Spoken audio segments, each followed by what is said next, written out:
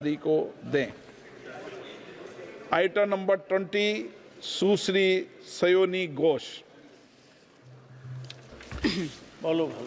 ये पहली बार की माननीय सदस्य सुना आप? जी हाँ, बहुत अच्छी है सर, सुनिए इनका आगे देखिए। आप बीच में मत टोकना उनको और सलाह मत देना, आप पीछे सीट पे चल जाओ। सर सुनना चाहिए।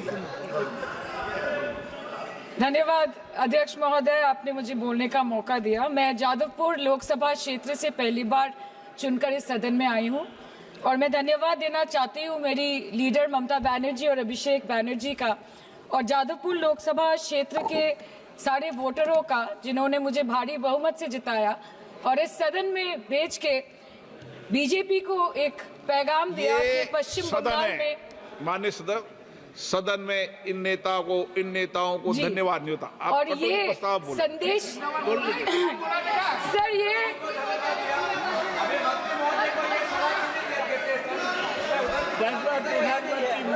Sir okay sir, no problem sir. बोलो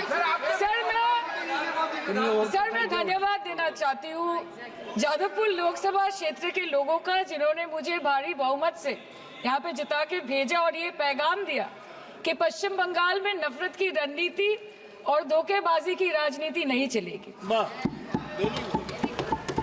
अध्यक्ष महोदय, मैं उम्मीद करूंगी कि आज आप मुझे पूरा बोलने का मौका दें, क्योंकि हाल ही में हुए नीति आयोग की जो मीटिंग हुई थी, वहां पे हमारी माननीय मुख्यमंत्री, जो देश की एकमात्र महिला मुख्यमंत्री भी है, उनका माइक बीच राह में ऑफ कर दिया गया था। वो बंगाल के अरे अभी तो शुरुआत है, ये तो ट्रेलर है, पिक्चर बाकी है। अध्यक्ष महोदय, मैं आपसे ये बोलना चाहती हूँ कि वो बंगाल के हक के लिए यहाँ पे सवाल उठाने आई थी, वो बंगाल के लोगों की बात रखने यहाँ पे आई थी, लेकिन उनका माइक ऑफ कर दिया गया। आपके माध्यम से मैं इस सदन में उपस्थित वहाँ जो बैठे हैं माननीय सदस्य, कोई भी नीति आयोग या कोई भी घटना को सर एक लाइन आप डिलीट करेंगे सर, एक लाइन सर, मैं यही बताना चाहती हूँ कि बंगाल के लोगों का गला घोटने का काम किया गया और उनकी आवाज को बंद करने का काम किया गया। आगे जाके बंगाल के लोग आपके पार्टी की माइक ऑफ कर देंगे, बस एक चुनाव बाकी, आप देख लीजिएगा। Sir, all India Trinamool Congress इस सदन और इस देश का 3rd लार्जेस्ट ऑपोजिशन पार्टी है और हम आपसे धन्यवाद हम आपको देते हैं कि आपने हमको रेलवे, स्वास्थ्य, शिक्षा और आज ये पशुपालन जैसे महत्वपूर्ण विषय पे चर्चा करने का मौका दिया। लेकिन तृणमूल कांग्रेस आगे जाके देश के हर महत्वपूर्ण मुद्दे पे बात करेगा, चाहे वो चीन का अनैतिक रूप से इस देश में प्रवेश हो या वो 700 से ऊपर आंदोलन जीवी किसानों की। माननीय सदस्य, आप पहली बार बोल रही हैं, मैं आपको हस्तक्षेप नहीं करना चाहता, लेकिन जिस अनुदानों की मांगों पर चर्चा सर अभी आ रहे हैं, सर नीट के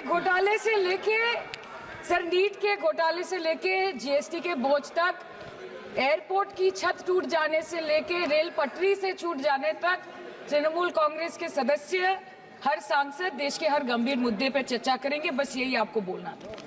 रिस्पेक्टेड सर, मामाटी मानुष is the Magna carta of the governance of West Bengal and our party, and I feel truly honored that today I've been given the opportunity to talk on a ministry which is intrinsic to the Mamati Manush of the country. हमारे किसान अपनी मवेशी को, अपनी फसल को माँ की तरह पूछते हैं, जिस खेत में वो हल चलाते हैं उस जमीन को नमन करते हैं। But does this major sector get support from the government? Sir, Indian agriculture supplies around 58% of India's livelihood and is a principal source of income for half of the population, accounting for 17 to 18% of the country's GDP. 70% of India's rural poor depend on livestock and farm animals. But does this sector get what it deserves? इसका जवाब अगर आप देश के किसान से पूछेंगे तो वो आपको यही बात बोलेंगे कि चाय से शुरू हुई थी सरकार और गाय पे अटक गई और विकास की मौसी 10 साल में रास्ते में भटक गई। Sir, exorbitantly high cost of cattle and poultry feed under the mismanagement of this sector by the current government and wholesale fodder inflation hovering between 25% to 28.6% in the last 2 to 3 years, it is a 9-year high. Sir, किसान खुद क्या खाएंगे? अपने परिवार के लोगों का खिलाएंगे? अपनी गाय भैंस भेड़ बकरी को क्या खिलाएंगे? सर, ऐसे ही वारदात होते हैं जहां गरीबी से जूझता हुआ एक किसान उसको अपनी गाय भेड़ बकरी को बेचने में मजबूर करते हैं और अंत में जाके वो अपनी खुद की जान ले लेते हैं। सर, पिछले 10 सालों में 1,12,000 किसानों ने इस देश में आत्महत्या की। एनसीआरबी की एक रिपोर्ट के अनुसार 10 साल में हर दिन इस देश में एवरेज में 30 किसान हर दिन अपनी जान ले लेते हैं। सर, इस देश के लोगों का यही है किस्सा कि जिसको जिताया वो राजा की तरह जाएगा और जिन्होंने जिताया वो फकीर की तरह। सर, ये बहुत गौरक्षा की भी बातें करते हैं।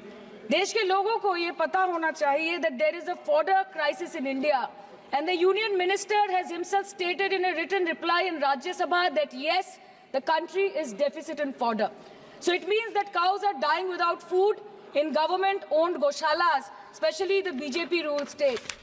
74,000 cattle had died at Panjrapols in Sundarnagar and Banaskantha district of Gujarat in the last 3 years. 200 cows were found dead in Madhya Pradesh's Shivpuri district. 173 cows allegedly died in a week in Chhattisgarh. And 74,016 cows had died in Hingonia Goshala in Jaipur during the previous BJP government in Rajasthan. तो sir, पहले खाना ही नहीं मिला, fodder crisis, फिर मिल भी जाए तो इतना महंगा कि किसान खरीद ही नहीं पा रहा है, फॉडर इन्फ्लेशन, और सर खाना मिल भी जाए तो पशुओं की बीमारी। उससे मुकाबला करने के लिए इस सरकार ने क्या किया? The Parliamentary Standing Committee on Agriculture, Animal Husbandry and Food Processing presented its report which stated that 32.7 lakh cattle were infected by the viral lumpy skin disease across several states and a whopping 2.4 lakh cattle died within months. ये बोलते हैं कि गाय हमारी माता है पर माँ की रक्षा करना इन्हें नहीं आता है। अध्यक्ष महोदय, हम सब जानते हैं कि इस मिनिस्ट्री के अंतर्गत डेयरी भी आता है और भारत इस पूरी दुनिया में दूध के उत्पादन में नंबर 1 है, contributing to almost 24.46% of global milk production. But since the government has not been able to bridge the gap between demand and supply, it has successfully turned the country from being the largest producer of milk to an importer of milk. In the last 10 years, due to the stagnation in milk production, the gains of white revolution has been systematically whitewashed. The dairy farmers are forced to throw buckets of milk on the highway protesting against meager remuneration for their produce. And the price of milk, on the other hand, has increased by a massive 55% in the past 10 years. It was rupees 36 per litre in 2014 and now rupees 56 per litre in 2024. When this government came to power, the first thing the milk producing companies regulated by it did was to increase the price of milk by rupees 2 per litre. This was their revenge on the people of India for not providing a majority to the BJP. आम आदमी के दूध, छाछ, लस्सी, दही, पनीर पर 5% की GST, cream, condensed milk, मक्खन, घी पर 12% की GST और अमीरों के हीरो पर सिर्फ 1.5% की GST। सरकार उनको रिलीफ नहीं देती है जो विदेश में जाके मिल्क शेक और लाते की चुस्कियां लगाते हैं। ये सरकार उनको रिलीफ नहीं देती जो आम आदमी 2 पैकेट दूध खरीदने से पहले 10 बार सोचता है। सर, बचपन से हम सुनते आए थे कि संडे हो या मंडे रोज खाओ अंडे। India rank 2nd in egg production in the world. और अंडे का फंडा यही है सर कि भारत के बच्चों के किस्मत में महीने में एक अंडा नहीं मिलता। मिड डे मील के चलते हफ्ते में अगर एक आध अंडा मिल भी रहा था तो कहीं धर्म के नाम पे तो कहीं महंगाई के चलते उसे बंद करने की मांग उठ रही है। Sir, more than 50% children under the age of 5 suffer from chronic malnutrition in the country and roughly 17% children are underweight, and yet most BJP ruled states do not serve eggs in midday meal scheme. This is the example of Poshan Kal in India. Sir, अंत पे आते हैं मच्छी पे। आप लोगों को ज्यादा पसंद नहीं पर हम क्या करें, हम तो माछे भाते बंगाली है, हमको तो बोलना ही पड़ेगा। And not to forget that 2.8 crore fisher folk are employed directly in catching fish in the country and millions are employed in the value chain of selling fish and aquaculture. India stands 3rd in the world in the terms of fish production, contributing to 8% of global fish production and ranks 2nd in aquaculture production. The PM talks about blue revolution, but this government has allocated only 0.045% funds out of the total budget for the flagship scheme, Pradhan Mantri Matsya Sampad Yojana. Even after this meager allocation, they did not utilize 39% of the funds, and in 23-24, they did not utilize 24% of the funds allocated. और sir, भले ही सरकार को मणिपुर शब्द से allergy हो, but the fact remains that 1.5 years of lack of governance in the state has led to endangering of the fish species in India's largest freshwater body in Manipur, the Loktak Lake. So the government has to generate employment opportunities, investment in areas such as exports, post-harvest processing, and import substitution. It has to deal with adversities like overfishing, depleting of fish stocks, pollution, disease outbreak, destruction of habitat, and climate change. So my own parliamentary constituency has assembly constituencies like Baruipur, Shonarpur, Bhangor, which are heavily dependent on these sectors for livelihood. Main crops grown are wheat, rice, vegetable, fruit, oilseed, pulses, cotton and jute, and animal husbandry is practiced mostly by women in the self-help groups in the South Chobbish Pargona. They rear a wide range of domestic animals, including cattle, poultry, goat, particularly the black Bengal goat and the Pekin duck. And I take extreme pride in saying that in the last 5 years of the TMC government, the CM Mamata Banerjee has allocated a massive amount of 76,680 crore to agriculture and its allied sectors for their development. The government of West Bengal has achieved remarkable success in implementation of state schemes, namely Bangla Dairy. The state-owned company is providing financial incentive at the rate rupees 11.5 per litre of raw milk directly to the bank accounts of primary dairy farmers through milk unions. Bangla Dairy procured 3.55 crore kg milk in 2023, for which rupees 109 crore was paid to dairy farmers through direct benefit transfer. 47,900 fresh Kisan cards have been issued in the last 3 years for animal husbandry. Up to 30th November 2023, rupees 393 crore was sanctioned to marginal animal rearers in the rural areas.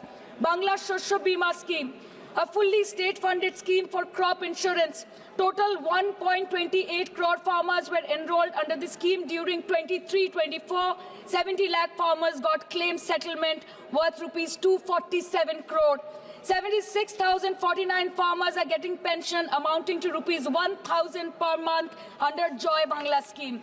Super Bangla scheme was introduced in 2014 for ensuring remunerative prices for agricultural produce, integrating about 80,000 farmers and procuring about 100 metric tons of perishables daily.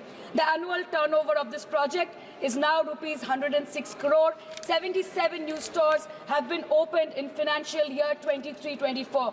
186 Krisak Bajars sub-market yards are running successfully, providing excellent marketing infrastructure for aggregation and ease of marketing. And to be mentioned that West Bengal is one of the largest cold storage capacities in the country at more than 87 lakh metric ton with 620 cold storages. New investment of rupees 239 crore is upcoming in this sector this year with an employment opportunity for nearly 20,000 people. अरे उधर वाले बता इसमें बुरा क्या है, हवा के चार झोंके अगर इधर से भी गुजर जाए तो.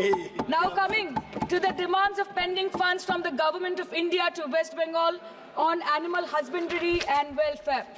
50% of the central share, rupees 12.72 crore for financial year 23-24, being the recurring expenditure for mobile veterinary units, is pending with the Government of India. Government of West Bengal requested for sanctioning an additional 126 MVUs for 24-25. However, it was regretted, citing want of funds. The proposed central share of 49.93 crore for financial year 24-25 for assistance to states for control of animal disease has not yet been released by the Government of India. Despite repeated persuasion, Department of Animal Husbandry and Dairying has not released the central share of rupees 10 crore for financial year 24-25 for various ongoing National Livestock Mission schemes, including the project for the establishment of Buck Semen Station in Horinghata. ये तो बस इसी ministry से बकाया है बंगाल का. अभी दूसरी मिनिस्ट्री प्रक्रिया तो पता नहीं कहाँ पे जाके ये खत्म होने वाला है.